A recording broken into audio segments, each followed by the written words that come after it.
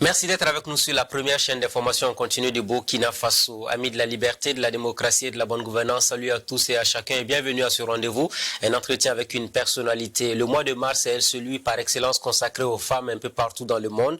Et aujourd'hui, nous avons l'honneur et le plaisir de recevoir une dame. Elle est militante des droits humains, une femme engagée sur les questions de paix, les questions également d'autonomie des femmes au Burkina et un peu partout sur le continent. Elle est ancienne ministre de la famille et du genre du Burkina Faso, Madame Salimata Nebio Kounombo est avec nous. Bonsoir. Bonsoir Ismaël. Alors on vous appelle quoi? Madame le ministre, la militante des droits humains. Quelle est l'appellation qui vous sied le plus?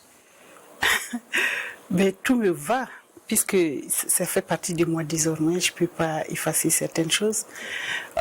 Mais je préfère de très loin la militante des droits humains et la militante engagée pour la cause des femmes et des enfants. C'est quoi la différence? Militante des droits humains, militante engagée pour la cause des enfants et des femmes. C'est quoi la différence entre les trois?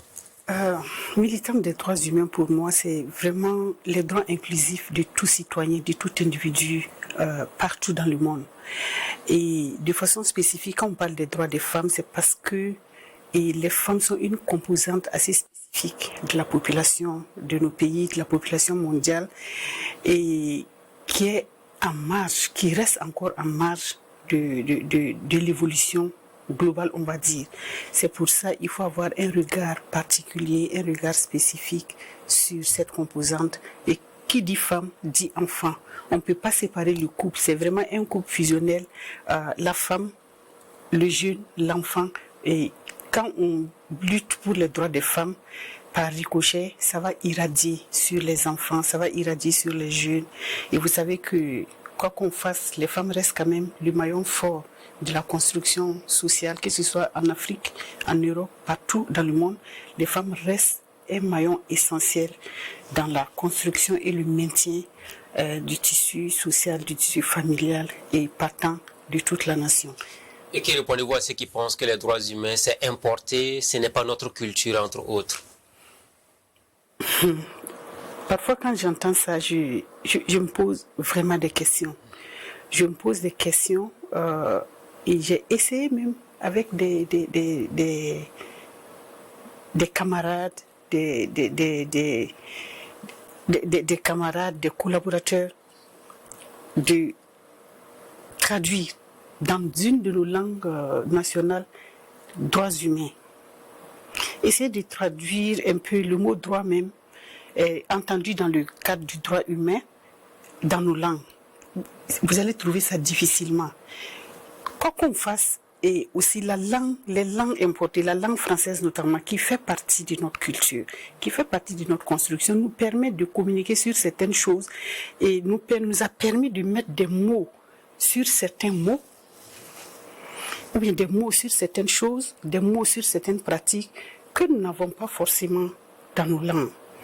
Le mot droit en dioula, par exemple, moi j'ai cherché, mais il n'y a pas le mot. Il y a des expressions qui vont peut-être vous orienter vers la question du droit, vers la question du droit fondamental, du droit à la vie, du droit à l'éducation, du droit à la liberté.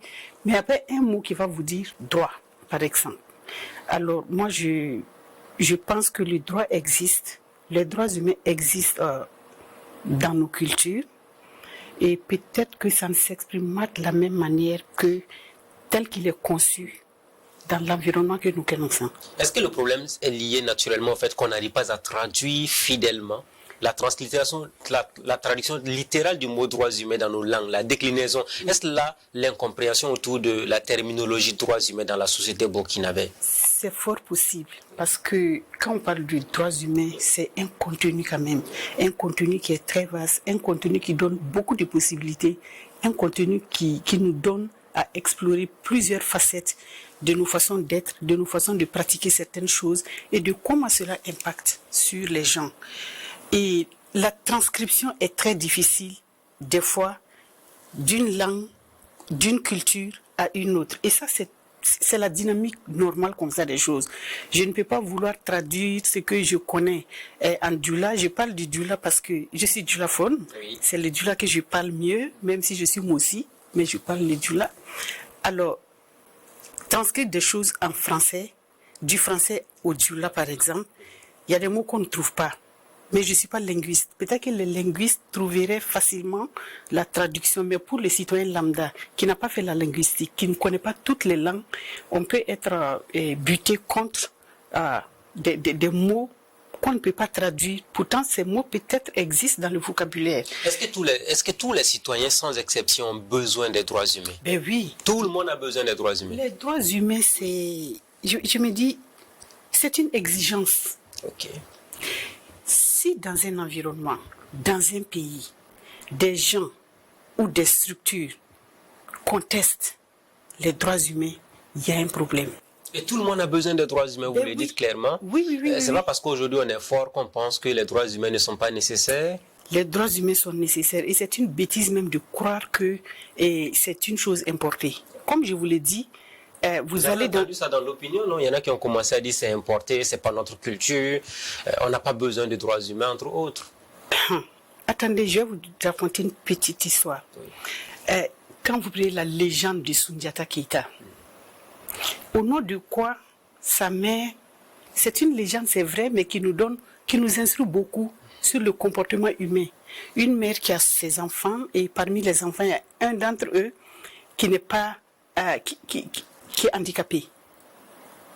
Bien qu'il soit un enfant handicapé, elle s'en est occupée jusqu'à ce que le miracle se produise. Au nom de quoi une femme va se battre, va s'impliquer, va s'investir dans le maintien de la vie d'un enfant et pour lequel tout est compromis. Même si elle ne vous dit pas il a le droit à la vie, en fait elle se bat pour le droit. Cet enfant, il n'est pas comme les autres, mais il doit vivre. Je dois lui assurer son avenir. Il va avec les moyens qu'il a, mais il faut qu'il vive comme les autres. Voilà. Du coup, pour moi, c'est une traduction de l'éducation inclusive. Déjà à cette époque, c'était une éducation inclusive. Soundiata, malgré son handicap, il allait à la chasse avec les autres enfants, il faisait d'autres activités avec les autres enfants. Ça, c'est pas la colonisation qui nous a apporté. C'est une légende. C'est un pan de notre histoire. C'est un pan de notre histoire. On le diffuse et avec peut-être beaucoup de magnificence, mais là derrière, il y a toute une détresse sociale aussi qui est évoquée à travers l'histoire de cet enfant handicapé qui va devenir un empereur. Les droits humains, parlons-en encore. Oui. On parle des abus dans la société, les tortures et tout ce qu'on veut. Est-ce que ce sont les droits humains qui empêchent finalement qu'on puisse en arriver à attenter à la vie de quelqu'un sans qu'on ne puisse respecter le minimum de ce qui lui revient de droit dans la société? Est-ce que les droits humains régulent de façon systématique la société? Ça devrait être la norme, mais dans l'histoire de l'humanité, dans toutes les sociétés, il y a eu des abus contre des humains. Les humains sont capables de faire des choses inhumaines. Je vais dire ça comme ça. Si vous observez bien toute l'histoire de l'histoire que nous connaissons du monde, des abus contre les humains, il y en a eu partout. Des abus de masse ou des abus, bon, peut-être isolés, je vais dire. Vous prenez l'histoire de l'Europe. Enfin, on dit l'Europe nous a donné beaucoup de choses et elle nous a pris aussi beaucoup de choses. Oui, mais même en Europe, l'Europe s'est construite sur la base de beaucoup d'abus. Hein. La période médiévale en Europe, ce n'était pas une période où les droits humains étaient respectés. On parlait du serf, on parlait du seigneur, on parlait de paysans, on parlait d'aristocratie. Il y en a qui vont plus loin pour dire que l'Europe a traversé des moments difficiles vers les droits humains. Oui. L'Afrique est en transition. Est-ce que vous pensez que c'est le même constat aussi?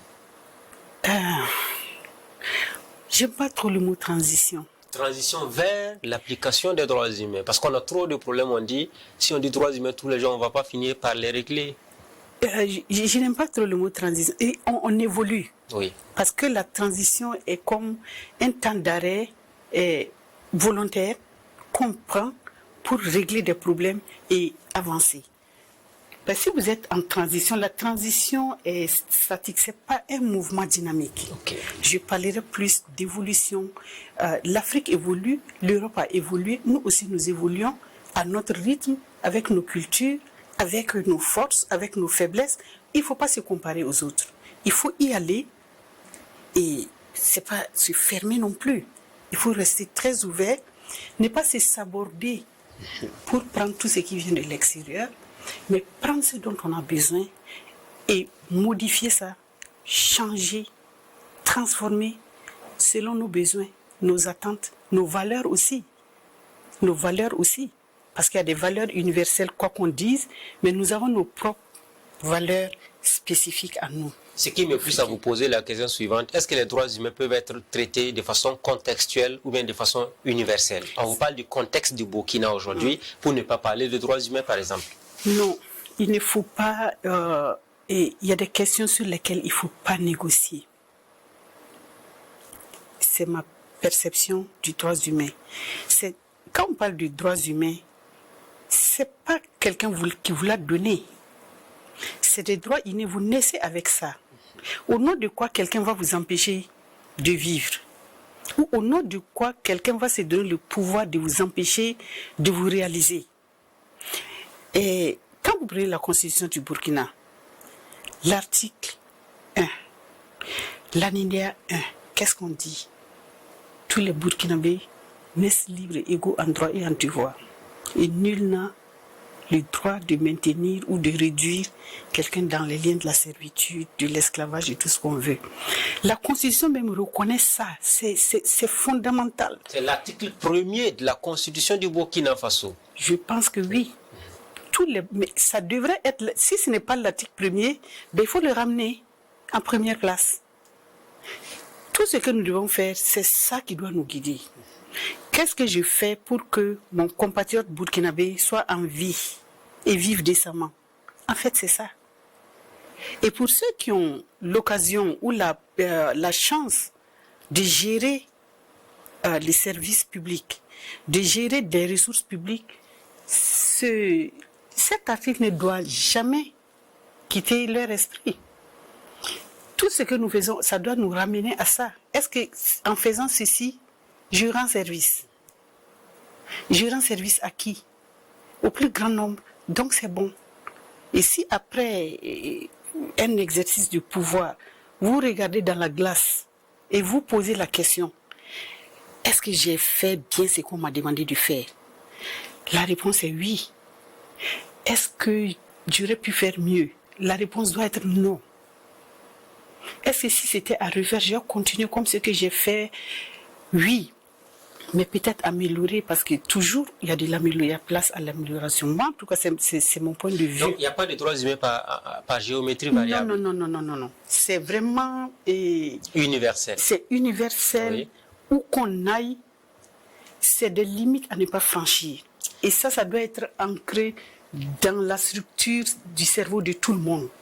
Voilà qui est bien dit, ça se sent, Saline Nebio Kounombo ne va jamais renoncer à la défense des droits humains. Non. C'est un combat universel pour vous. Advienne que pourra, peu importe les risques que vous prenez, vous ne renoncerez jamais à ce combat pour les droits humains. Non, je ne renoncerai jamais à ce combat pour les droits humains et je pense que sans être, comment on appelle ça, je ne suis pas une kamikaze non plus, hein, mais s'il y a une question pour laquelle je suis prête à prendre des balles pour quelqu'un, c'est bien la question des droits humains.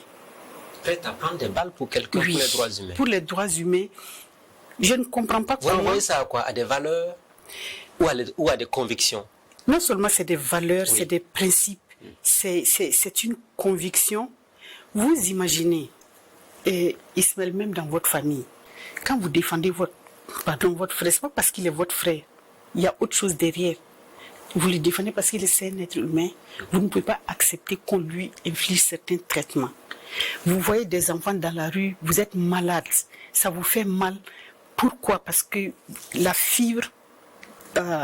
votre fibre humaine refuse certains états de fait. Mais c'est ça aussi les droits humains, être sensible à l'autre et devenir un recours pour l'autre, pouvoir aider l'autre. On ne peut pas tout faire. On ne peut pas tout faire, ça c'est sûr qu'on ne peut pas tout faire. Mais on doit faire de son mieux pour laisser des bonnes empreintes après soi. Ça, c'est très important. Et quand on parle de droits humains, et la question est posée parce qu'il y a des abus. Les abus, je ne parle pas spécialement du Burkina.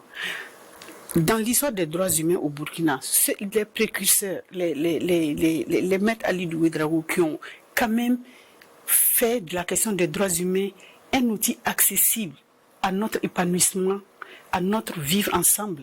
Parce que les droits humains, les respecter, c'est pouvoir vivre ensemble aussi. À vous écouter, on a l'impression qu'on a encore besoin d'une éducation aux droits humains au Burkina Faso. Ce n'est pas suffisant. Hein. Apparemment, la question n'est pas bien perçue dans l'opinion burkinabé ou n'est pas bien connue. Les gens savent. Je vous assure que tout le monde sait. Quand les gens ont des problèmes, ils savent ce que ça veut dire droits humains. Ils savent ce que ça veut dire droits humains. Quand ils ont des difficultés pour accéder à des services sociaux de base, ils vont vous dire, pourtant j'ai le droit. Au nom de quoi vous avez le droit? Parce que la société même a planifié que vous avez le droit à l'éducation, vous avez le droit à la santé, vous avez le droit d'entreprendre, vous avez le droit de vous déplacer.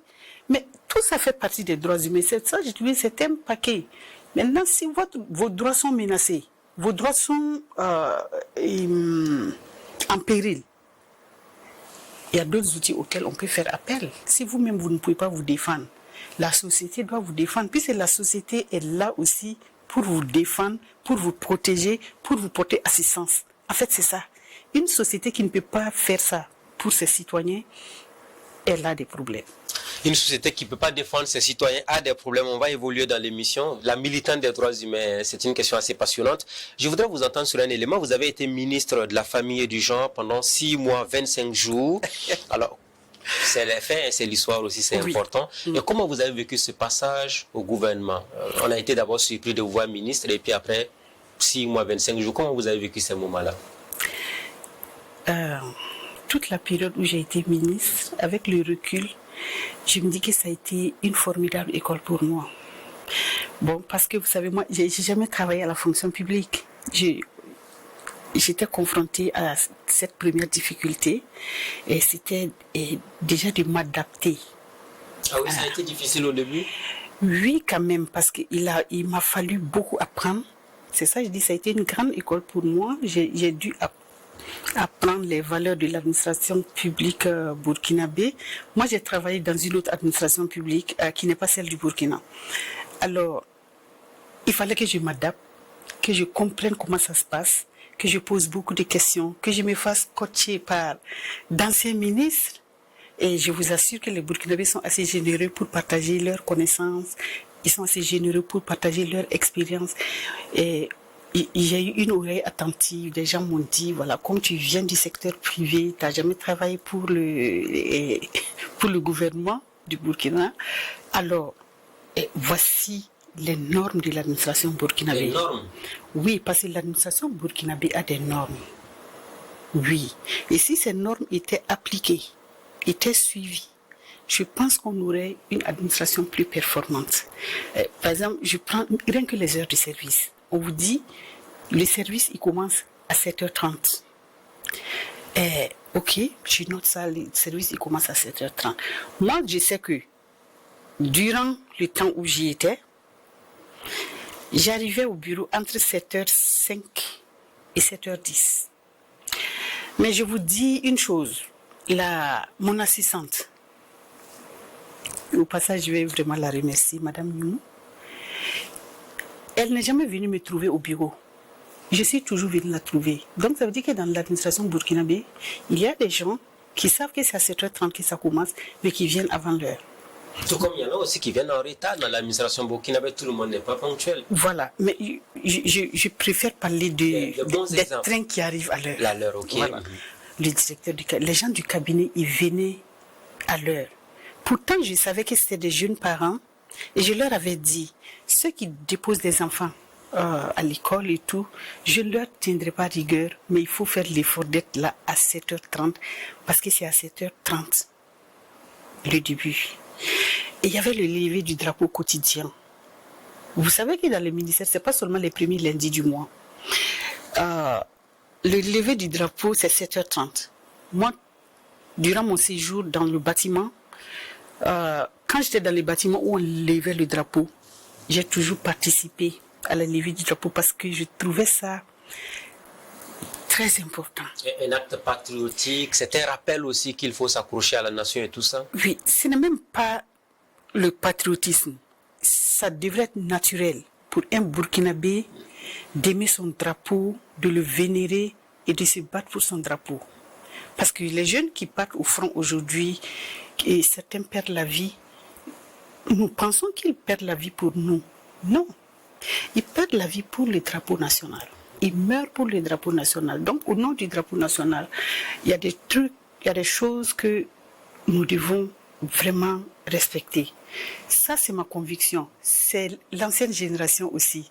Nous, à l'école primaire, tous les matins, le drapeau était monté. La maîtresse monte le drapeau. Et après, chaque élève de la classe savait comment monter le drapeau, comment le descendre. Mais je ne suis pas sûre qu'aujourd'hui, les enfants d'aujourd'hui le savent. Il y avait l'hymne national qui était chanté avec tous les enfants et tout. Tout le monde, oui, à la même heure. Qu'il fasse froid, qu'il vente, qu'il neige, vous allez monter le drapeau avant d'aller en classe. C'est un symbole fort. Alors, revenons donc sur votre passage au ministère de la Famille et du Genre. Alors, comment vous avez vécu cette expérience? Est-ce qu'elle était difficile? Non. Pour moi, je vais dire, personnellement, je n'ai pas trouvé ça difficile. J'ai trouvé ça difficile le jour de la nomination. Le jour de la nomination? Oui. Comment ça, c'était difficile, la nomination? Bon, quand même, c'est une grave responsabilité qu'on vous donne.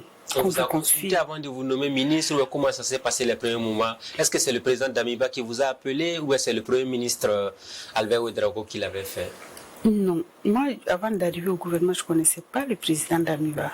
Du tout? Du tout. Je ne l'avais jamais rencontré, je ne l'avais jamais vu. Ça, c'est pas lui qui m'a appelé. Voilà, c'est pas lui qui m'a appelé. Il ne me connaissait pas non plus. J'ai été proposé, il a accepté. Et puis bon, moi j'ai fait partie du gouvernement. La première nuit au Wadi a été très difficile pour moi. C'était un chamboulement total. Et aussi que je me redresse. Est-ce que vous avez eu le temps de réfléchir avant d'accepter? Est-ce qu'on vous a donné le temps de la réflexion? Non. Ou il y avait des urgences, il fallait vite accepter? Quel était le délai imparti pour donner son OK ou son refus de faire partie d'un gouvernement? Cette étape n'a même pas été en fait. Parce que quand la décision a été prise, on me l'a communiqué mais je ne l'avais pas vu. Okay. Parce que j'étais dans une activité avec des camarades. Et il y avait ce message important dans mon téléphone, mais je ne l'avais pas vu. C'est après mon activité, je rentre, puis je réactive mon téléphone, je vois le truc, et en même temps que tout le monde. Ça, c'est l'anecdote, mais bon, ça a été très difficile, par exemple. Donc vous avez quand même donné votre accord avant que la nomination ne soit actée, non? Non, on a sollicité mon CV, okay. J'ai donné, mais ce n'était pas la première fois qu'on sollicitait mon CV. Ah, ce n'était pas la première fois? Non. Non. Les gouvernements précédents vous ont contacté aussi, des premiers ministres vous ont appelé de par le passé pour être ministre et puis ça n'a pas marché à la dernière minute? Non, pas quand. Je crois que pour la consultation, on ne vous dit pas que c'est pour être ministre. Oui. On va demander votre CV en ce qui me concerne. On a toujours demandé mon CV et moi je donne mon CV sans rien demander. Si vous voulez, je ne suis même pas. Qu'est-ce qu'ils vont en faire? Je ne sais pas. Et puis de toute façon, je me disais, tu n'as jamais travaillé pour la fonction publique, les gens ne te connaissent pas, ben écoute, envoie-leur leur CV. Moi, j'ai travaillé comme consultante. Et quand j'ai fini mon travail à la coopération canadienne, j'intervenais avec des structures publiques comme le CNES, le Centre national d'études stratégiques, qui me sollicitaient pour la réalisation des stratégies nationales ou bien d'autres études plus spécifiques à la question de défense et de sécurité. C'est de ça que je connais à la fonction publique. Pour le reste, franchement, je ne m'y attendais pas. Je n'ai jamais rêvé être ministre. Et cette fois-ci, c'était la bonne? Oui, je n'ai jamais rêvé être ministre. Je n'ai jamais cherché à l'être. Vous n'avez jamais mené des combats pour un jour espérer être ministre quelque part? Non. Je ne suis pas une femme politique, Ismaël. Je ne suis pas une femme politique, je ne fais pas de la politique. On me connaît plus sur le terrain de la critique. Je critique, je dénonce, je propose des solutions. Et puis c'est comme ça. Je n'ai jamais voulu, j'ai jamais voulu faire de la politique en fait. Ça ne m'a pas intéressé.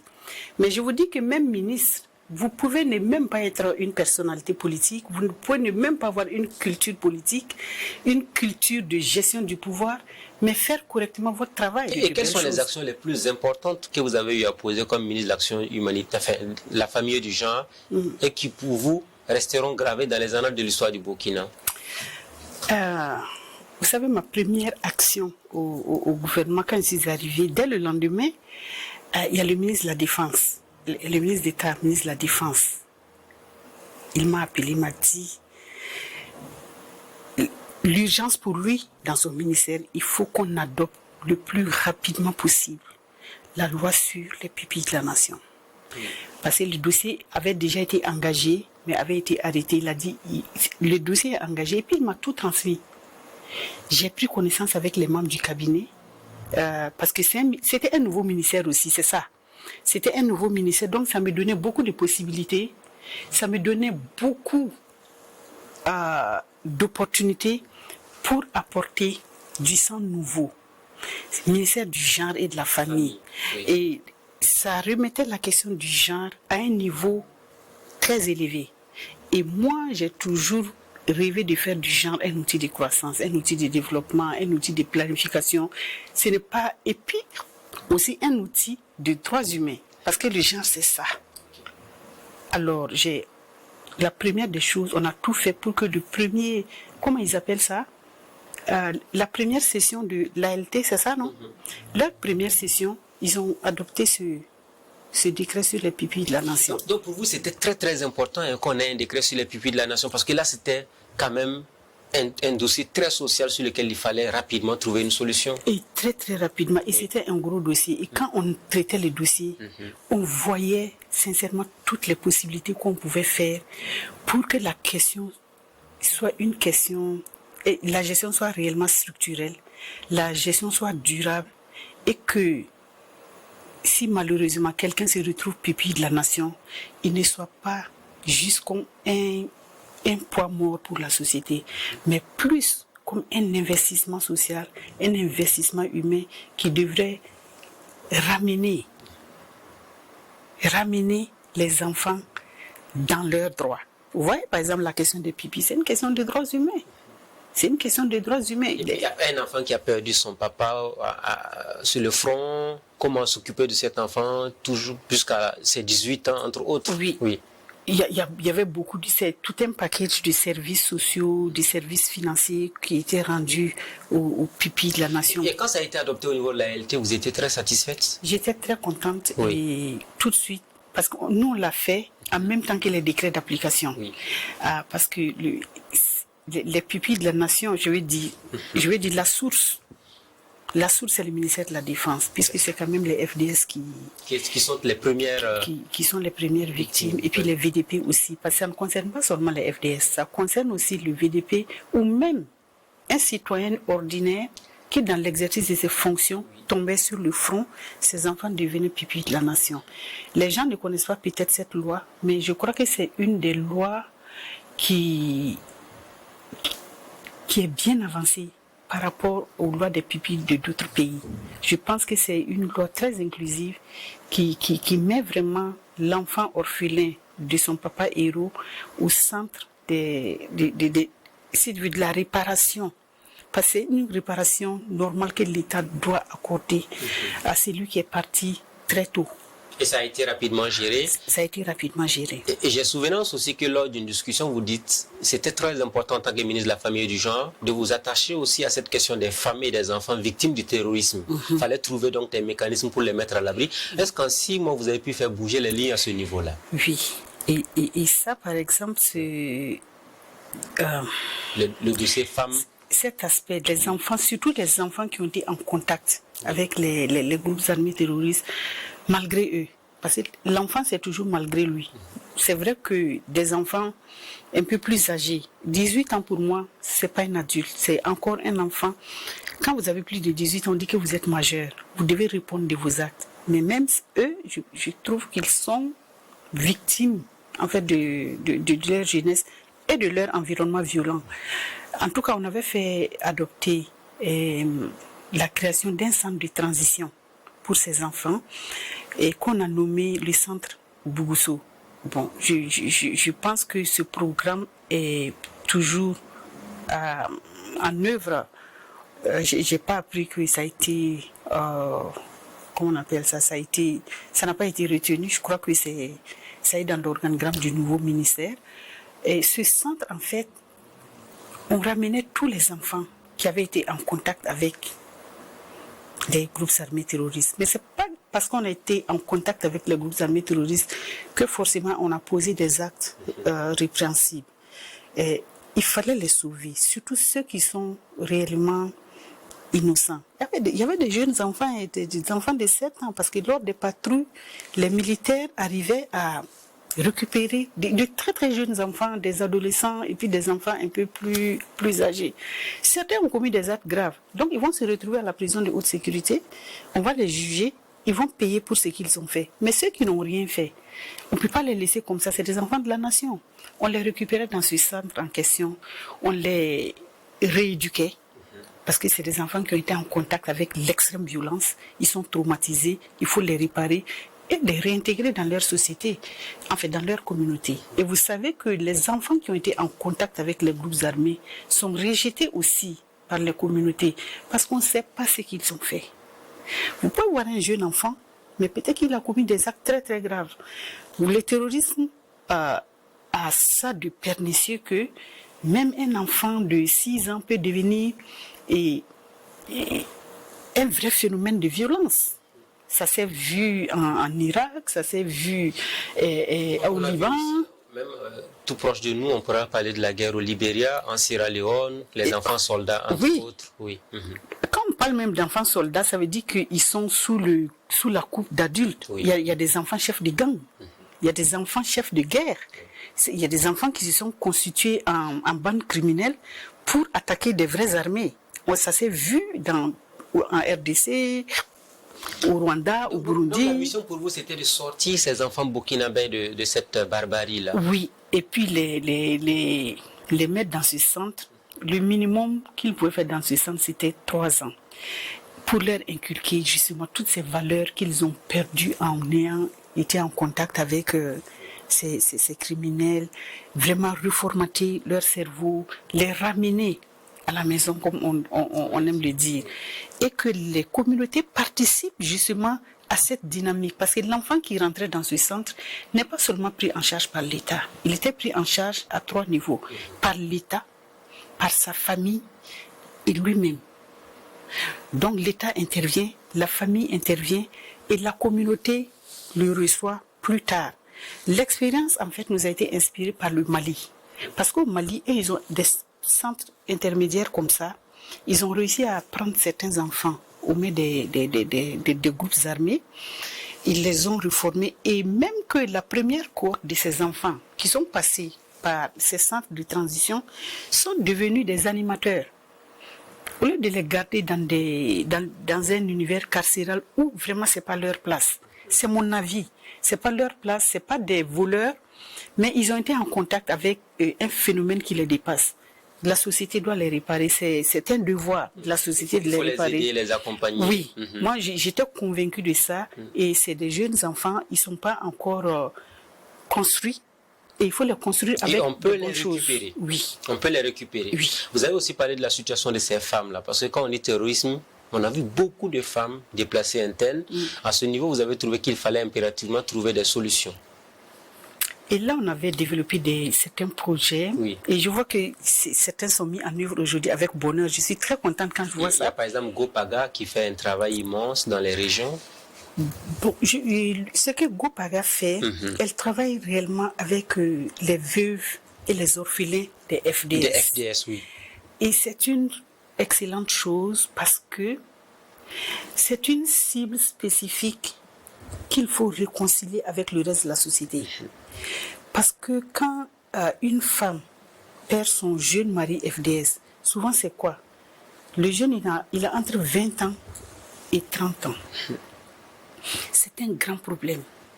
Et la société africaine n'est pas outillée, je le dis, je revendique ça, n'est pas outillée pour gérer une veuve, une jeune veuve. Dans notre imaginaire, la veuve, c'est la femme de 70 ans, c'est la femme de 80 ans. Mais une femme qui se retrouve à 18 ans, veuve. Et souvent, il n'y a pas eu un acte de mariage formel dans ce couple. Mais la femme, elle est veuve, elle a un enfant, un jeune enfant. Des fois, les soldats, ils meurent pendant que la fille est enceinte. C'est de gros problèmes. Les familles sont là. Oui, ça a été reconnu au niveau de l'armée, voilà, du ministère de la Défense. Et Gopara anime un maillon très complexe de ce problème et je pense qu'il fallait que quelqu'un le fasse. Ça permet aux femmes d'avoir un espace où elles peuvent apprendre.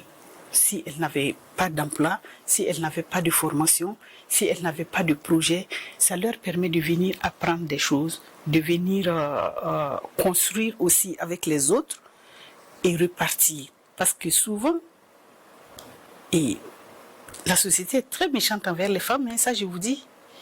Ces femmes sont rejetées. Elles sont l'objet de pression. Est-ce que vous étiez ministre, là, il y a des cas qui vous ont été rapportés? Mais bien sûr, il y a beaucoup de cas qui ont été... Pas seulement le cas des veuves qui ont des difficultés pour gérer et la petite famille qu'elles sont obligées de gérer parce qu'elles n'ont pas été mariées. La famille les reconnaissait tant que le monsieur vivait. Dès que le monsieur part, la question de la gestion du fonds... Même les 10 millions, on a vu des procès qui ont été engagés par certaines familles. Et des procès indécents. Oui. Je vais dire des procès vraiment indécents. Et il faut dire ça aux gens. Il faut le leur dire.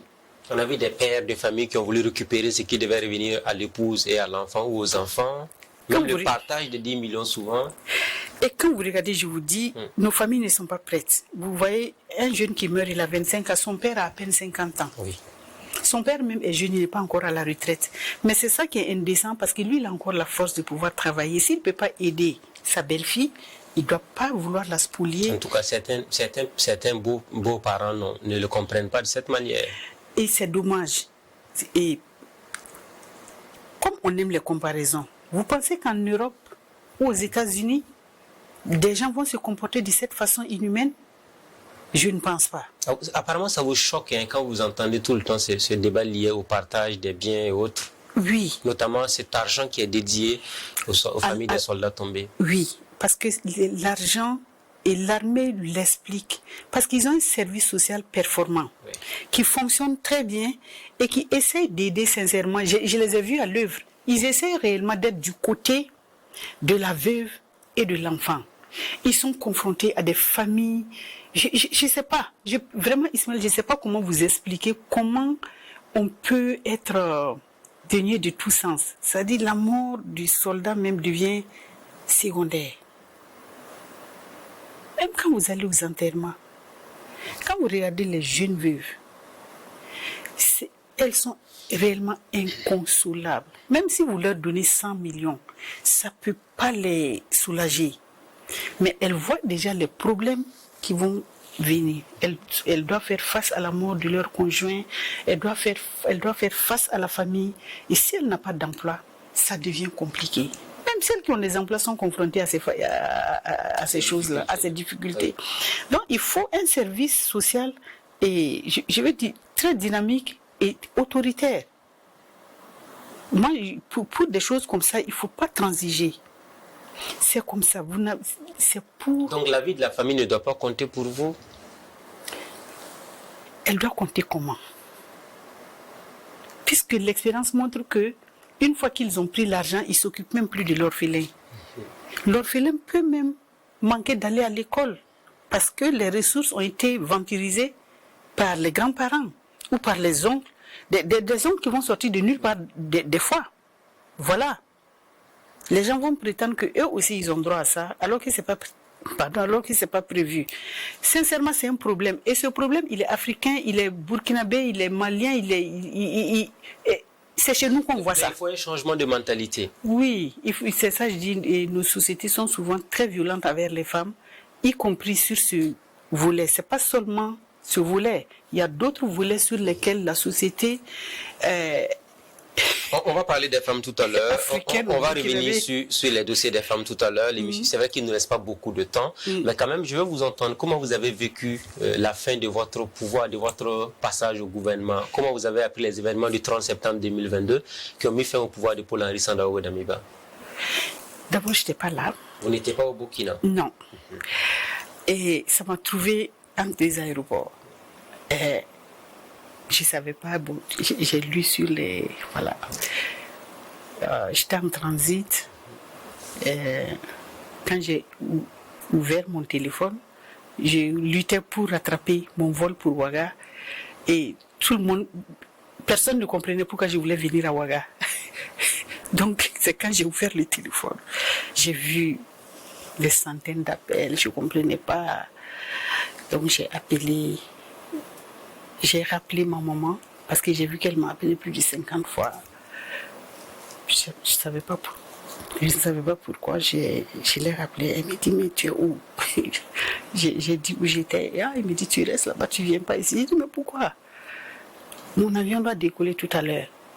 Elle m'a expliqué que, bon, Andula, c'est plus fort. Elle me dit que Douina Kaminilo. En traduction, le pays est mélangé en fait. Ok, voilà, Douina Kaminilo qui Kanana. J'étais en bon, pourquoi? Je ne comprenais pas pourquoi je ne peux pas venir.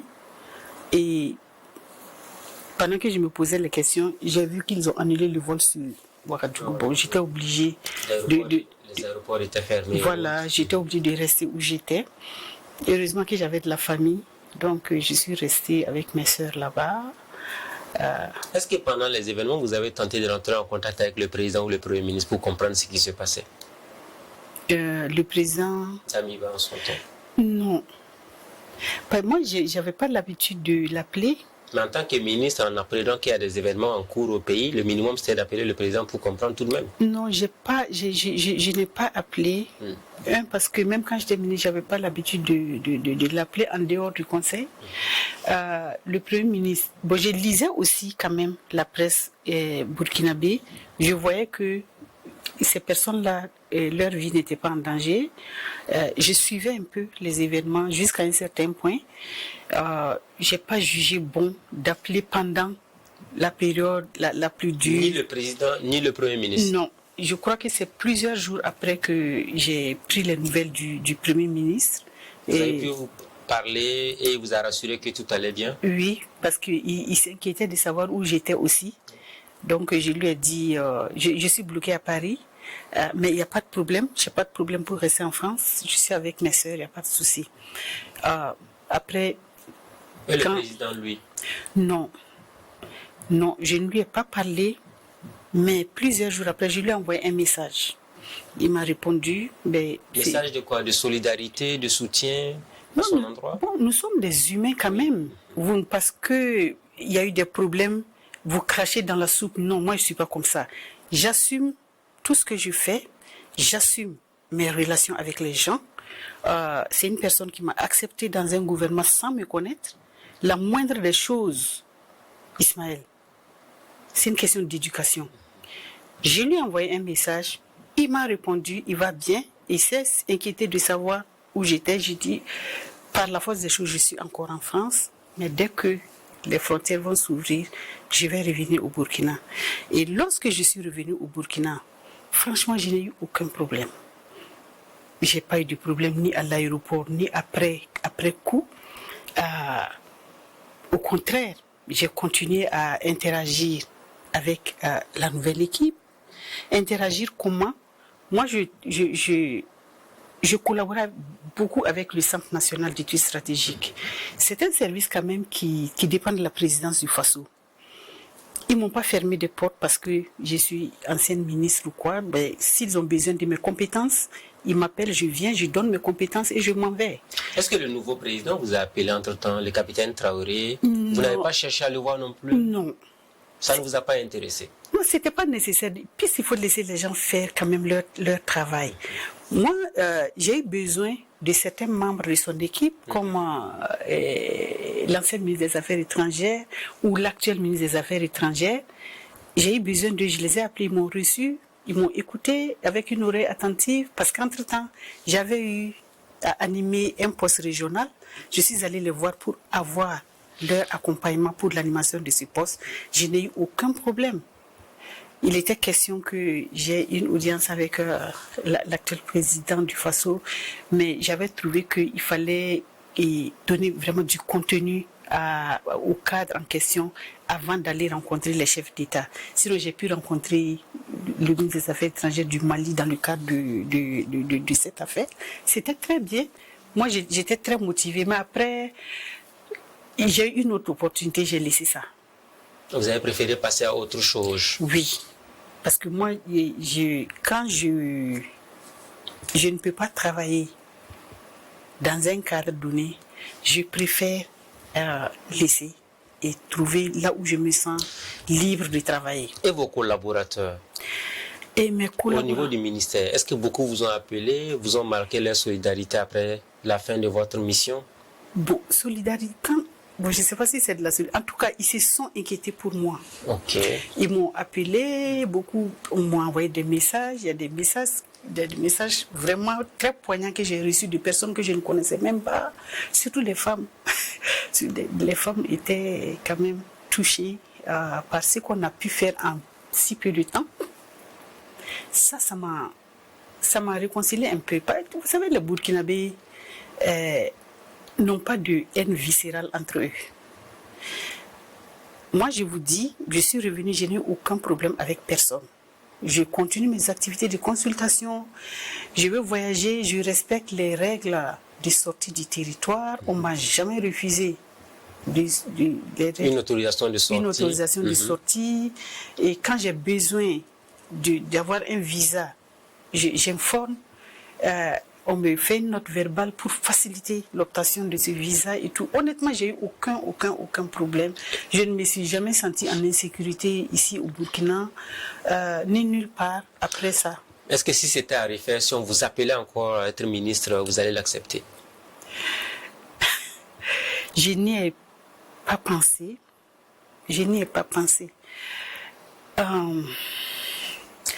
Je crois que non. Sérieusement? Ça ne vous intéresse plus d'être ministre au Burkina? Non, je me dis que on peut toujours servir son pays à plusieurs strates de la nation sans être ministre. Parce que ministre, c'est très compliqué. Ah mais on vous dit ça va, vous avez la sécurité chez vous à la maison, le protocole, vous avez les avantages, tout l'État vous donne pratiquement tout tant qu'on est ministre. Bon, peut-être c'est une perception qui n'est pas très juste. L'État ne vous donne pas tout. L'État assure votre sécurité et selon ses normes à lui, on vous donne des informations pour que vous puissiez faciliter aussi le travail de ceux qui sont censés vous protéger. Et en ce qui me concerne, ça s'arrêtait là. Moi, je n'ai pas duré au gouvernement. Et vous avez fait 6 mois. Est-ce qu'après on vous a payé encore les 6 mois, comme la loi le permet et tout?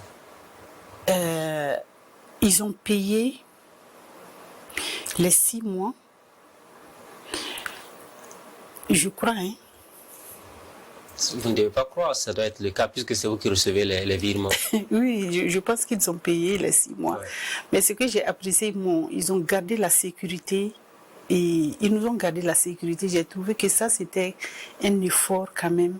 Pendant les 6 mois? Oui, je trouve que parce que le pays vit des difficultés, quand même conserver la sécurité pour juste nos petites personnes pendant 6 mois encore, c'était un effort que moi je l'ai apprécié.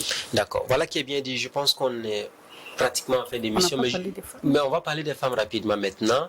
Le mois de mars, c'est un mois dédié aux femmes. Est-ce que vous pensez que la femme burkinabé souffre énormément encore? Est-ce que ses droits sont respectés dans la société? Non. Franchement, c'est radical. Ouais. Ces droits ne sont... La société burkinabé est très dure envers les femmes. La société burkinabé ne met pas la femme à la place qui est la sienne. Et ça, c'est la société burkinabé. Parce que comme je vous l'ai dit, notre loi fondamentale, la Constitution reconnaît les mêmes droits aux hommes et aux femmes. On parle d'équité ou d'égalité. Vous êtes de quel côté? Moi, quand on parle d'équité ou d'égalité, c'est tout à fait normal. Il faut parler d'égalité, il faut parler d'équité. Parce que si on ne parle pas de ça, les droits des femmes seront toujours rognés. Et vous savez que pendant les périodes de transition, ça je le dis, c'est pas pour critiquer, c'est ça qui est la vérité. Pendant les périodes de transition, on touche facilement aux droits des femmes. Le Burkina est en train de vivre une situation inhumaine. Mais je vais vous dire, quel que soit Alpha, un jour, cette violence va prendre fin. Vous faites allusion à quoi exactement? Ce que je vais faire allusion, les femmes actuellement, qui sont par exemple victimes du terrorisme, parce que quoi qu'on dise, surtout les femmes rurales, elles sont le plus victimes du terrorisme. Elles sont déplacées, elles ont tout perdu. Moins de production, les champs, les on les voit, hein, ce sont ces mêmes femmes-là qui sont dans des métiers précaires pour nourrir leurs enfants et tout ça. Et un jour, la paix va revenir dans notre pays. Toutes ces femmes-là, je ne suis pas sûre que leur situation va changer. Donc, les périodes de transition, justement, sont des périodes propices à des réformes profondes. Bon, on a eu des quotas à 30% pour la représentativité des femmes, mais jusqu'à présent, aucune femme n'a été Premier ministre, aucune femme n'a été présidente du Faso. On a l'impression que, est-ce que ce n'est pas le reflet d'une société assez conservatrice quand même? Je vous dis que la société burkinabé est dure avec les femmes. Sinon, moi-même, je peux remplacer Kambila.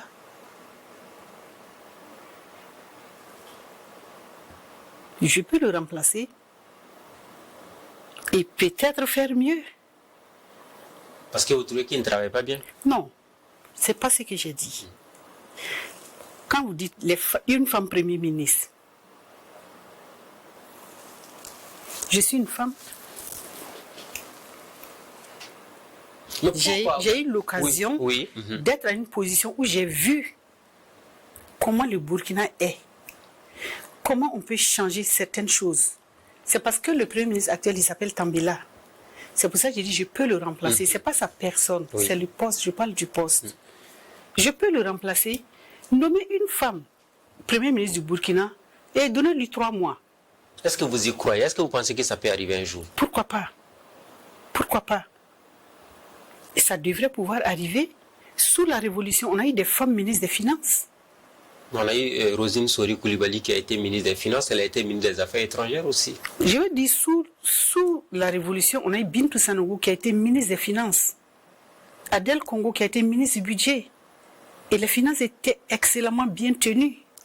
Il n'y a pas eu de scandale, il n'y a pas eu de soupçons de... Donc on doit faire confiance aux femmes pour des postes importants. Hein? Mais bien sûr.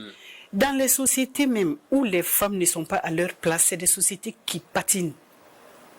Une société qui reconnaît ses droits fondamentaux aux femmes, qui donne la possibilité aux femmes de porter des causes vraies.